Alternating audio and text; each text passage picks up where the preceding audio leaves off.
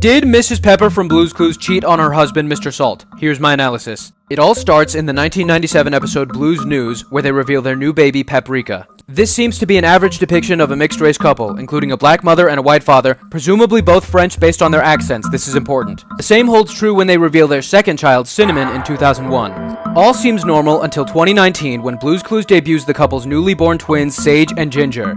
Fans note the difference in their appearance, notably their cork tops instead of the established shakers. Were they adopted? Perhaps. But I believe this is a case of genetics, similar to the ability of two straight-haired parents to produce a curly-haired child, and vice versa. But is Mr. Salt the father of these twins? My suspicions rose not from Sage, but from Ginger, with Ginger famously being native to Southeast Asia. In other words, whose goddamn Asian baby is this? But imagine my shock when I found out that the earliest record of salt production comes from Chinese history. Mr. Salt is Chinese. Well, that clears up one question. Now my suspicions are geared towards the first two children. Cinnamon checks out as it's native to Sri Lanka, with black pepper originating from southern India. This all but solidifies the twins as their children, with Sage likely having a skin condition such as albinism, as this is sometimes the case with fraternal twins. But what about Paprika? The first child, the one nobody would bat an eye at.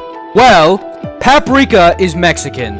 Well, that proves it. Here we have a case for all of these children. Mrs. Pepper had an affair in 1997 and hid it from her husband all this time. At least that's what I thought, right? Wrong. Enter Grandma Cayenne, mother of Mrs. Pepper and grandmother of Paprika. Cayenne is from South America, one of the places home to Paprika, specifically French Guiana.